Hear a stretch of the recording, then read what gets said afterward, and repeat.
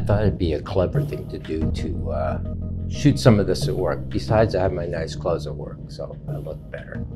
The novel I just read is called Wrong Way, and it's sort of a double meaning in as well. It's actually a straight ahead thing. We are going the wrong way, essentially, and that is a novel that writes about a personal situation that is the wrong way. It basically recounts the work life of a young woman, sort of a millennial, or maybe a late, maybe an older millennial. So she's, 40-ish, around there, 30s throughout the course of the book. And well, it tells about this one particular job, and this job she's having right now, in the now of the book, which is working for this enormous, international money firm, something or other, headed by this billionaire couple. And she's involved with it's kind of taxi driver, actually. It's a odd sort of update of Paul Schrader's script of Taxi Driver, which became the Martin Scorsese movie. But I like to point out that Paul Schrader wrote it because I like his movies kind of generally better than Scorsese movies, although they're good too. And one of my working experiences was working for Martin Scorsese on Boardwalk Empire, on the pilot. They built a big set in Greenpoint in Brooklyn. The situation, the series was set in 1919 in Atlantic City, and they made this big fake boardwalk, millions of dollars or whatever for this set. And we worked on this set and during the pilot with all these extras, background people, which was what my role was. He had us out there for 20 hours one day. They switched the crew. They brought in a new shooting crew because you can't, if you make the crew work for 20 hours, they probably make, I don't know, $10,000 for the day, something like that, probably. A lot of money.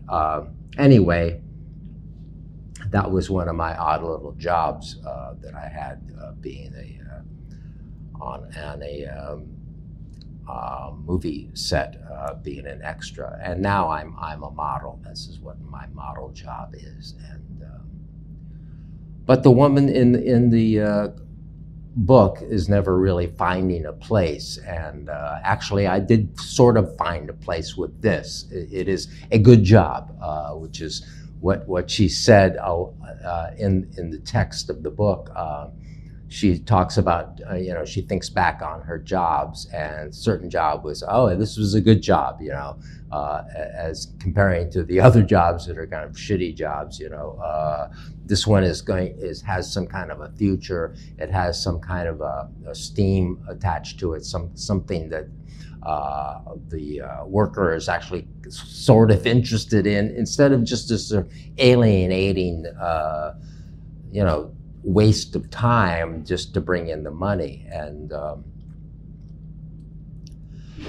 unfortunately, what she ends up doing in this novel is a real alienating waste of time, and it's kind of sad, actually, how what she's being forced to do in the autonomous vehicle world. The insert really is that she's working for this cab, this sort of van cab device, that she's going to be a pilot of this cab van device that is supposedly autonomous, is supposed to be driven by the software, but is not really driven by the software. It's actually driven by or overriding with this person who is sitting in is in a hidden compartment above the on the roof of this van thing, and like the passengers don't know that she's there. So yeah, she is the taxi driver that does hear what people do a little bit, has to clean up the cab and stuff like that, but they're not supposed to know that she's there, because the selling point, one of the selling points of this vehicle is that it's, you know, electric and automatic, and, you know, not driven by a person. So I heard this author, Joanne, I don't have the book, it's upstairs. Joanne McNeil on Team Human, talking to Douglas Rushkoff just last week, and I got it from the library, new copy from the library right away, which is lovely. But, you know, once again, it's, you know, it's sort of bad, because, you know, it's like, am I the only one that's reading these books from the library? Because I get them really quickly, like new novels. Like I got the new the first actually Cory Doctorow Martin Hench book that I started this morning, and, you know, I got it, you know, it's a new book, and I got it in a few days. So because nobody's reading these things, and I don't know, reading's down, I think. But at any rate, I'm reading, and I enjoyed this novel, and I think you should read it too. I think you might enjoy it, and I probably have a little bit more to say about it, but I have to go up and do my job now. At my job, there's skeletons. There's probably not skeletons in the hallway at your job. They're just assuming.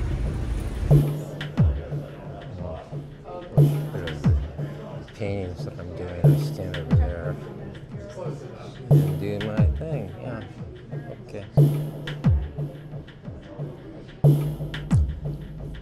So I have the book now, and it's a very nice volume, actually. It feels nice. It's, you know, nice. It's nice. It's a nice size. I like the. It's a Ferrostrass Giroux original. So yeah. Anyway, the book, the story really does bring us close to this woman whose name I don't remember. I don't know if we were told her name, but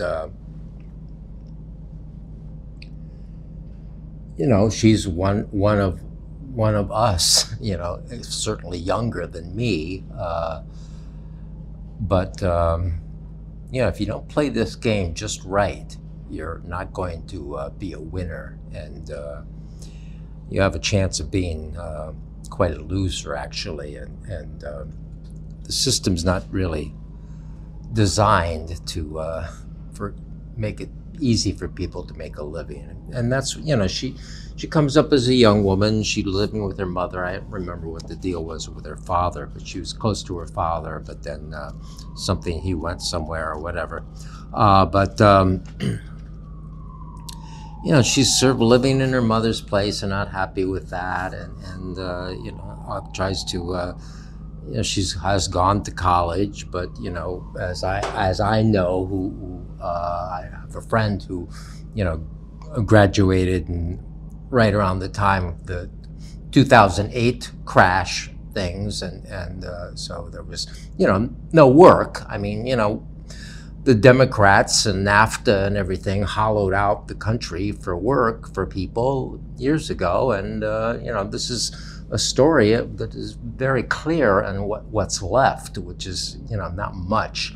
You know, these service jobs and so forth. And she talks about several jobs, and from a woman's point of view, the good job she had, the best job, the one she really liked, that had promise for what she wanted for her life, you know, kind of like the person I knew, was working in a gallery. She wanted to, so she gets this job in this Brooklyn Modern Gallery, this fictional gallery, I assume, and you know, kind of gets hit on by her, well, does get hit on by her supervisor, who brings in a lot of interns who are all well-placed, who are all like young women named Brittany, actually. She calls them Brittany's, who are, you know, have everything kind of set up for their life. They're from a class that, you know, helps them to get into everything, and that's kind of what goes on now. Everything, you know, who you knew at school, and she talks about how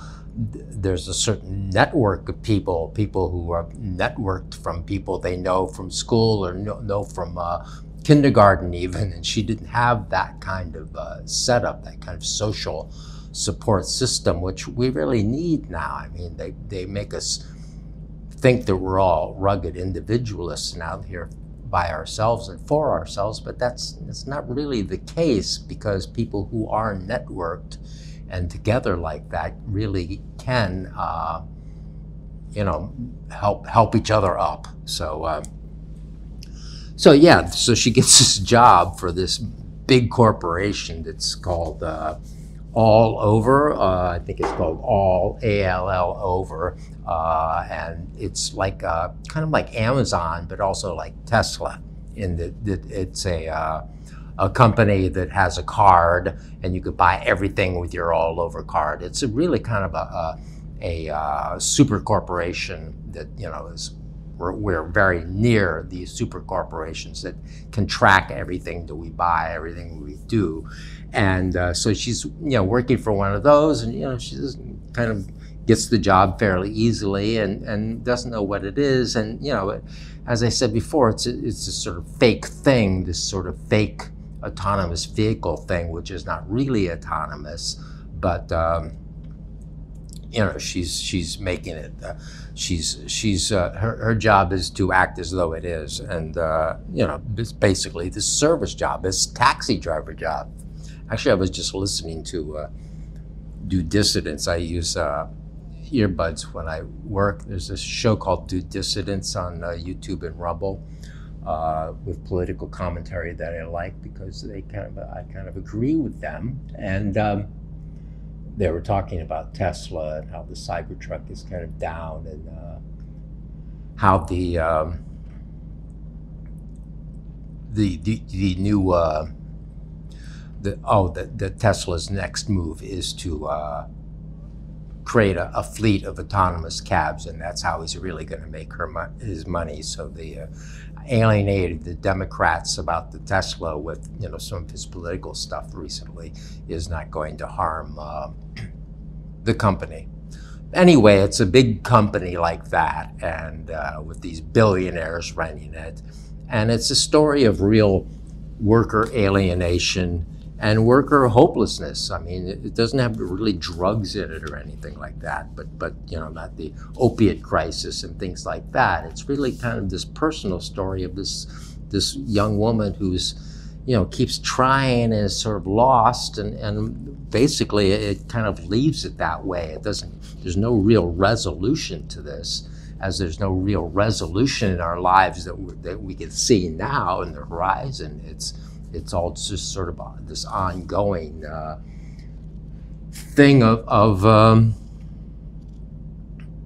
you know, not being able to really get by in the greatest country in the world, while it sends half the money that we send it off into the military contractors' income. So, you know, it's a crappy idea. I've been looking at these people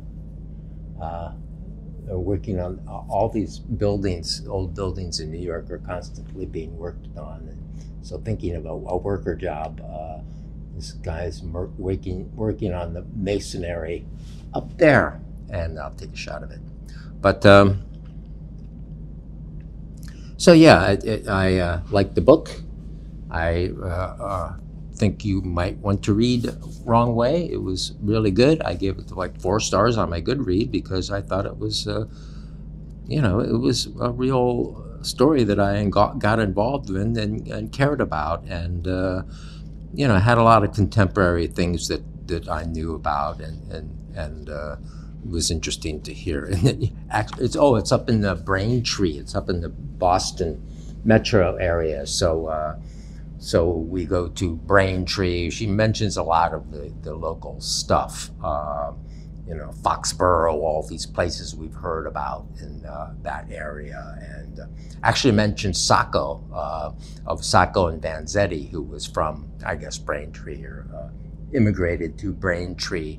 And so it was nice to hear that. And, you know, I like these connections to, you know, working class history and stuff, because people need to connect with that. As I was listening to Do Dissidents, and as I believe too, it's like people are just out of touch with the class war that's going on right around them. They think, you know, you know, cultural issues are more important. Well, they're important, but the class war is very, very important, and that is what the difference between liberal and conservative always used to mean, but it doesn't mean that anymore. I don't know what it means now, but this is very much a book about class, the working class, and it's a story of the working class and the real tragedy that's in the working class right now. Even though it's not tragic and horrible to read, but it makes, you know, it gives one thought, or gave me some things to think about of my life and how it's evolved. I was lucky. I mean, I could have had one of these big baby boomer lives, but I screwed around. You know, it was you know, 15 years I did something illegal in my apartment, so that was what I made a living for that part of my life. And you know, that's not how you have a big pension in an IRA, and I'm really kind of poorer than anyone I know at my age, and you know, kind of disconnected, which is kind of working out for me nicely right now, and you know, what I have planned for the future, if anything. So I think that's where I'll leave it. Glad I got this little video done, and yeah, I'm on. Next is this morning I started reading the. What was the title of it? Blue Team Blues, Red Team Blues, Blue Team Blues. This Cory Doctorow crime novel. So that will probably be next. So talk to you then.